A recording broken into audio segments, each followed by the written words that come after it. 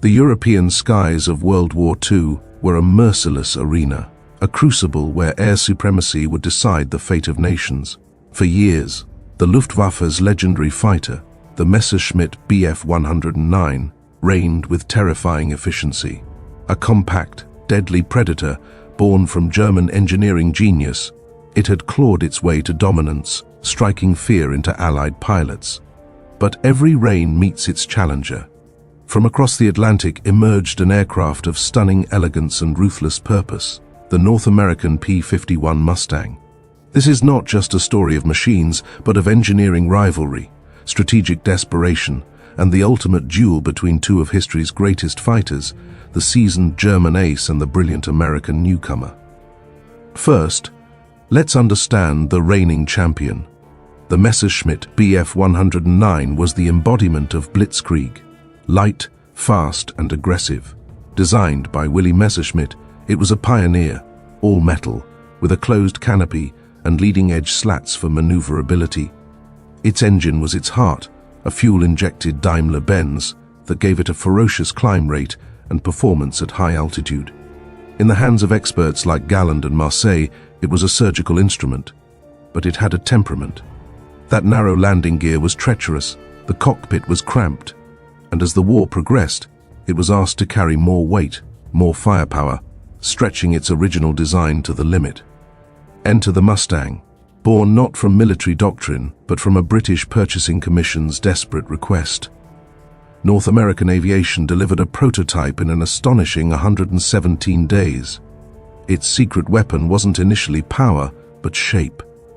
That beautiful, raked-back canopy, and crucially, the laminar flow wing, a design that reduced drag dramatically, making it inherently faster and more efficient.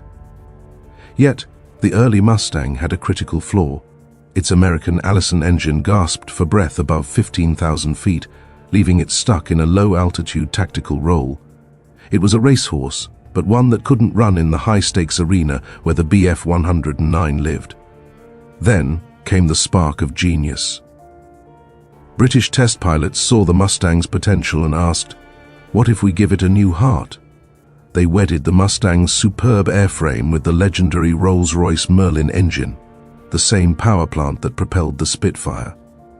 The result was nothing short of revolutionary. The P-51 Billion's Mustang was unleashed. The Merlin supercharger breathed fire into the high, thin air. Performance skyrocketed. Speed, climb rate, high-altitude agility all now matched or surpassed the Bf 109. But the true masterstroke was yet to come. The USAAF was bleeding. Its daylight bombing campaign against Germany was suicidal. Fighters like the P-47 Thunderbolt could only escort so far before turning back, leaving the B-17 flying fortresses naked for the final deadly leg.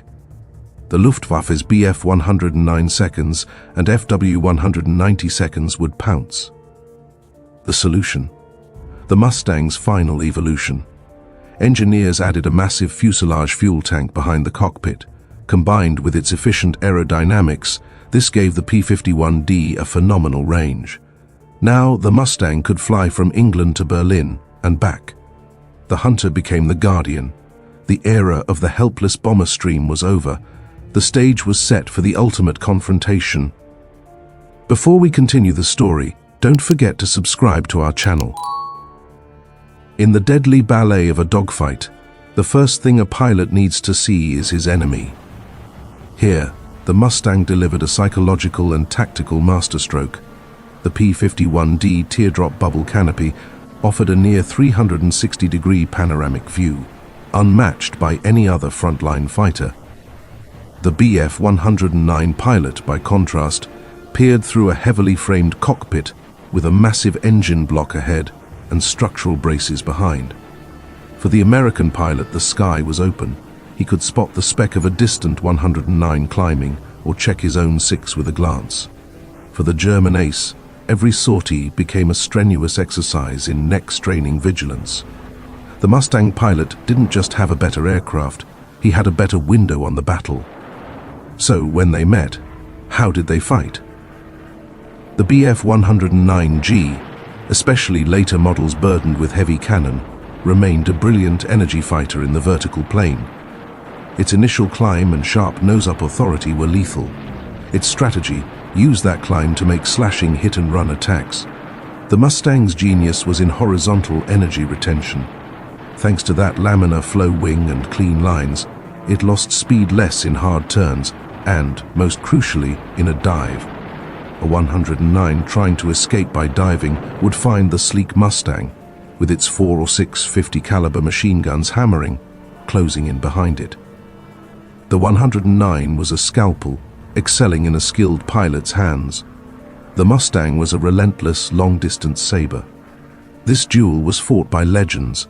On the German side, men like Erich Hartmann, the Black Devil, who scored an astonishing 352 victories, most in the Bf 109.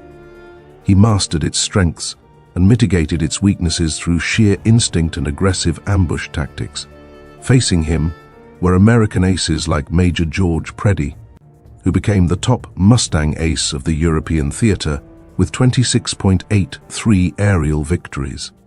Preddy's skill exemplified the Mustang's role, using superior speed and sight to control the engagement, to set the terms of the fight. These men were the ultimate expression of their machine's philosophy. The classic kill unfolded like this.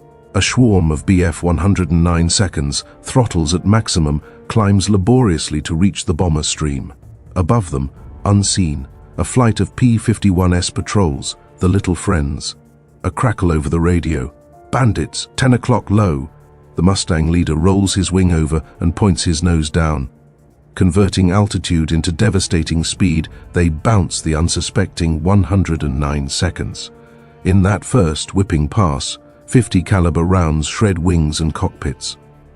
The Germans, caught off guard and low on energy, must now turn and fight a faster, already accelerated opponent. It was the tactical advantage the Luftwaffe had long enjoyed, now turned decisively against them. The Mustang didn't just win the air, it strangled the Luftwaffe on the ground. With its phenomenal range, it could conduct fighter sweeps far behind enemy lines, catching 109 seconds during takeoff or landing, when they were most vulnerable. This was the dreaded jackpot mission. Train engines, trucks, and parked aircraft all burned under its guns. The versatile Mustang even proved one of the few piston-engine fighters capable of chasing the revolutionary Me-262 jet. Meanwhile, the Bf 109, a dedicated interceptor, was pinned down, its pilots exhausted, its fuel supply dwindling, and its airfields under constant threat. The hunter had become the hunted. As the war hurtled toward its end, both fighters underwent a final evolution. The Germans pushed the 109 to its absolute limit with the Bf 109K, fitted with a more powerful DB605 engine, often with nitrous oxide injection for emergency bursts of speed, and sometimes a fearsome 30mm cannon firing through the propeller hub. It was the deadliest 109 yet, but it was also a machine at its breaking point. In response, North American created the P-51H Mustang, lightened, strengthened, and powered by a war emergency-rated Merlin. It was over 100 miles per hour faster than the original Mustang. While the K was a final, desperate overclocking of an old design, the H was a refined masterpiece. Yet, the P-51H saw limited combat. The earlier D model had already won the war. The Luftwaffe's final suicidal gamble proved the Mustang's ultimate dominance. On January 1, 1945, Germany launched Operation Bodenplatte. Every available fighter, including hundreds of Bf 109S, was thrown into a massive low-level strike on Allied airfields. The goal: destroy the Mustangs and Thunderbolts on the ground. Tactically, it was a short-term success, destroying many aircraft. But strategically, it was a catastrophic failure. The Luftwaffe lost over 300 irreplaceable pilots, many of them instructors and aces. And who was waiting for them as they retreated? Scrambling P-51S. The Mustang's ability to operate from forward, makeshift bases meant even a surprise attack couldn't ground them for long. The backbone of the German fighter force was broken, for good. By early 1945, the effect was total. The combined bomber offensive reached its brutal, unimpeded climax. Mustangs now flew in such overwhelming numbers that they established fighter traps, luring the last of the 109 seconds into doomed combats. They cleared the skies not just over Berlin, but over the entire German war machine. Factories, oil refineries and transportation networks were systematically destroyed from the air with minimal fighter opposition. The P-51 had achieved more than air superiority, it achieved air supremacy. The Bf-109, once the symbol of German aerial invincibility, was now relegated to desperate, piecemeal defense, often flown by undertrained pilots against swarms of battle-hardened Mustang groups. What did the pilots themselves say? Luftwaffe veterans respected the Mustang above all other Western Allied fighters. They spoke of the shock of being bounced from above by an aircraft with the Mustang's distinctive, elegant silhouette, one that could outdive them and outrun them at altitude. American pilots, while respecting the 109 seconds climb and firepower, cherished their Mustangs. They spoke of its forgiving nature, its long legs that brought them home from deep over enemy territory, and that magnificent visibility. It was more than a weapon, it was a reliable companion. As one P-51 pilot simply put it, "The Mustang saved my life more times than I can count." In the end, the numbers tell a stark story. Over 15,000 Mustangs were built, serving into the Korean War and in air forces around the globe for decades. The Bf-109 was produced in even greater numbers, over 34,000, a testament to its fundamental soundness. But its story ended in 1945. The 109 died with the Reich that created it. The Mustang lived on. Why? Because the P-51 was not just a brilliant fighter, it was a complete system, unparalleled range, lethal performance, and pilot-friendly design. It didn't just defeat the Bf-109 in dogfights, it made the 109 feet's entire method of warfare, point defense interception, obsolete. The Mustang didn't just win the battle, it changed the very nature of aerial combat forever.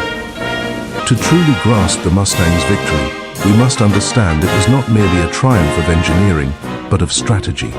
The Bf-109 was designed as a tactical weapon, a scalpel for battlefield dominance and point defense.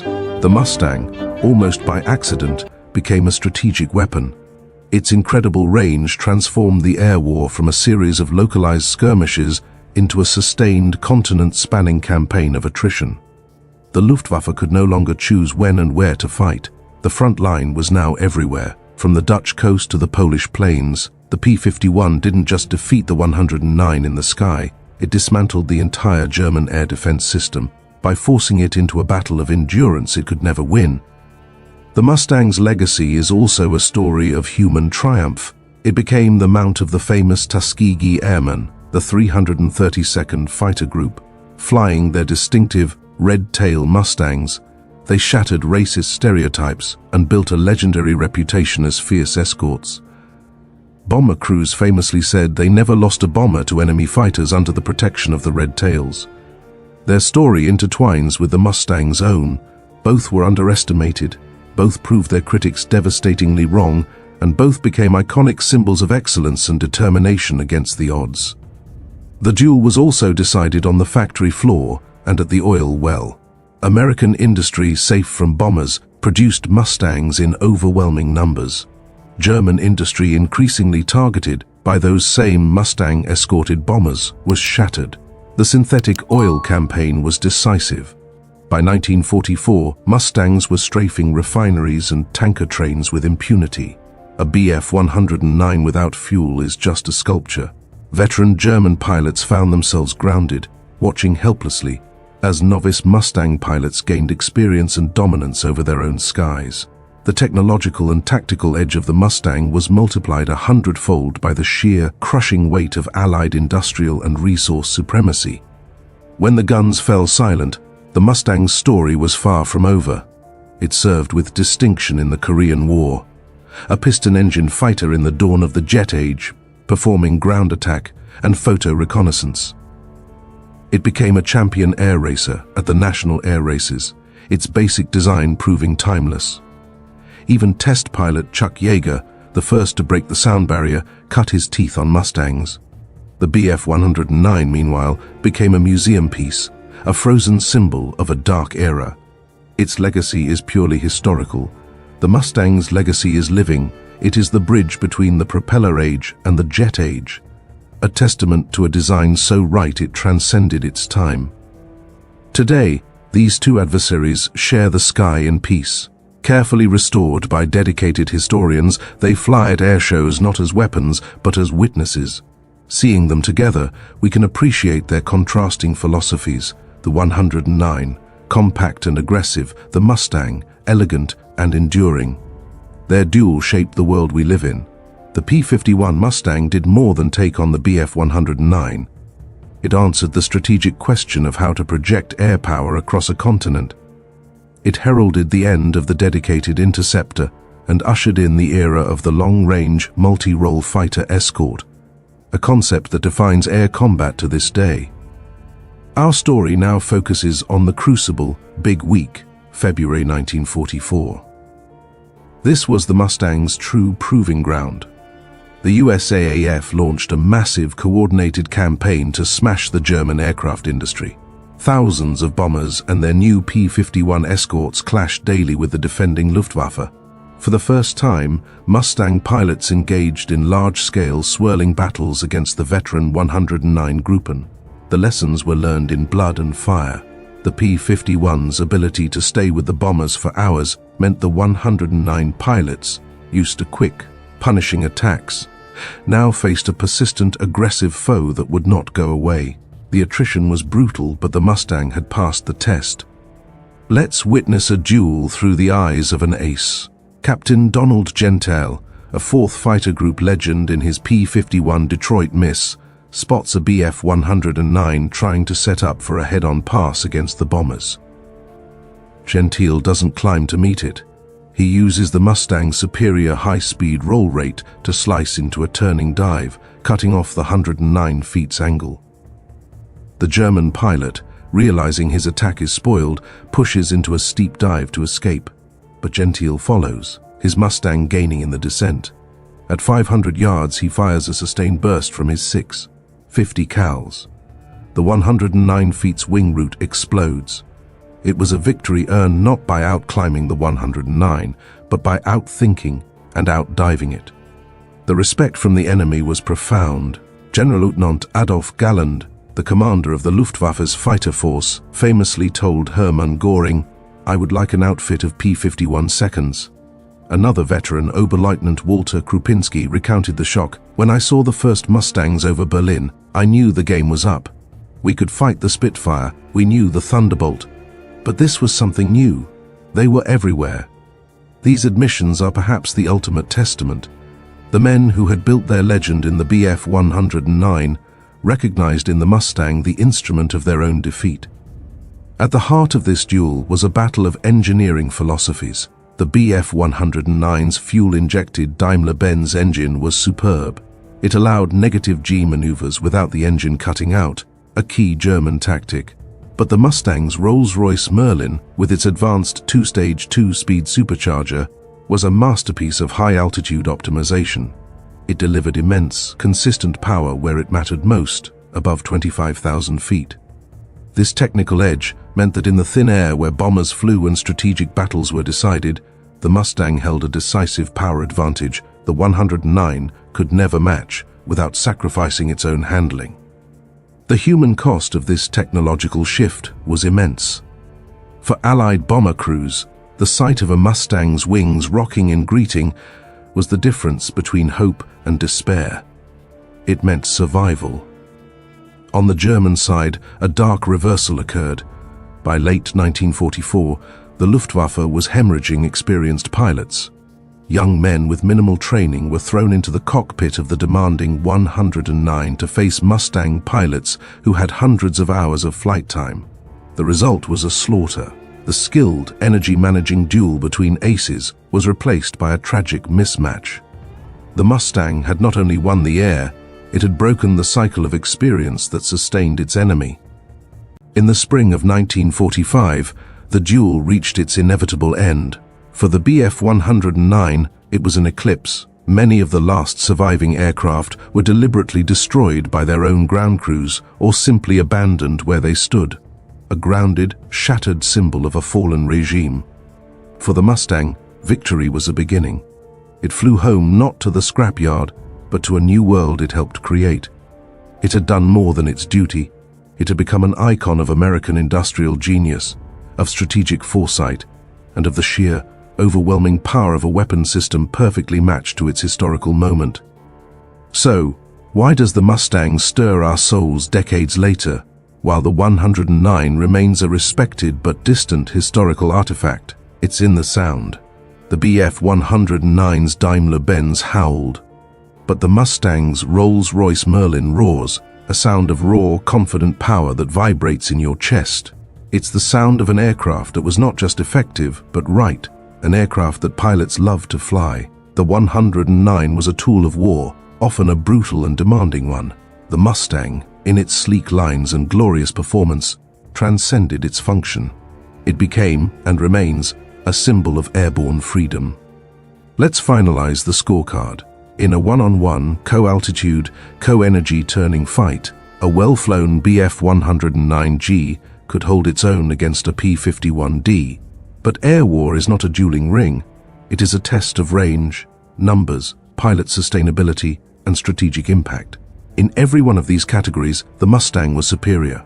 Its range rendered the 109 feet's defensive strategy obsolete.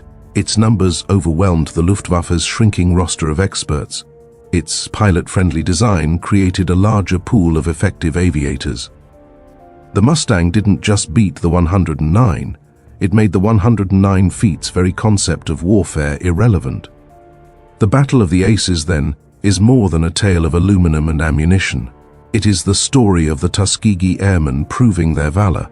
It is the story of the American worker whose production line could not be bombed.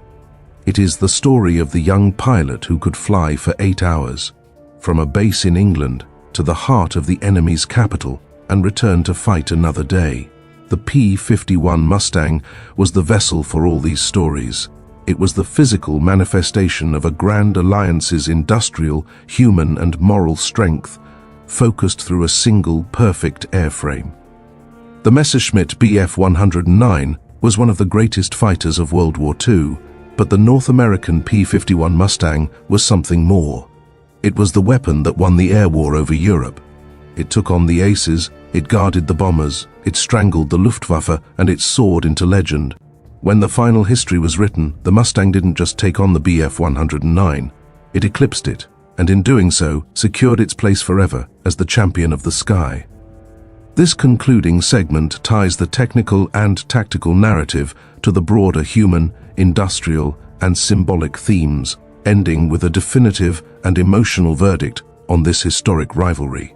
The P-51's legacy is framed not just as victory in a duel, but as a transformational event in the history of aerial warfare. Thank you for joining us on this World War II Journeys. The duel between the Mustang and the 109 is just one of countless stories from history's greatest conflict. What battle or aircraft do you want us to explore next? The deadly dance of the Spitfire and the Zero over the Pacific, the tank clash at Kursk? Let us know in the comments below. If you enjoyed this journey, please like this video, subscribe to World War II Journeys, and hit the bell. Your support helps us bring more untold stories of strategy, engineering, and courage out of the history books and onto your screen. Until next time, history awaits.